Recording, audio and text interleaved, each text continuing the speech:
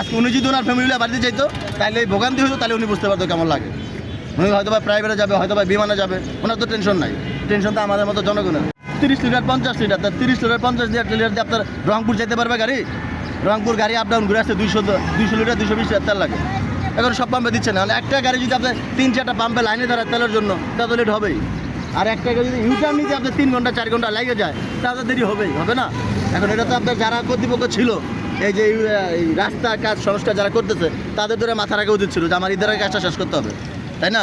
এখন আজকে পরিশ্রম দেন, এখনও কাজ শেষ হয় না, কাজ শেষ করবো কবে? ঈদের পরে মানুষের ভোগান্তি দিয়ে তারপরে শেষ করবো। পাঞ্জাবের জগতে একটি বিশ্বস্ত নাম শাবাব এথনিক ওয়্যার। সরকার তো চেষ্টা করতেছে, কিন্তু সরকার তো সেই কাজগুলো করে দিবে না। এটা তো তার নিচের যারা থাকে তাদের দায়িত্ব, এটা তারা কাজগুলো করে নিবে কিংবা করে দিবে, তাদের দায়িত্ব। এখন তারা তো ডিলারওয়ালা কাজ করতেছে, তাদের করতেছে না, শেষ করতেছে না। তারা মনে করছে আমরা আস্তে আস্তে করি, আস্তে আস্তে কেন করবেন? আপনার 10 জন জায়গায় 20 জন লেবার লাগাই দেন, 20 জনের জায়গায় 50 জন লেবার লাগাই দেন, তাহলে তো আপনার 10 দিনের কাজ 5 দিনে হয়ে যেত, তাই না? আপনার সামনে ঈদ ছিল, ঈদ এটা তো আপনার মাথায় রাখা উচিত যে এটা দায়িত্ব নিচ্ছে।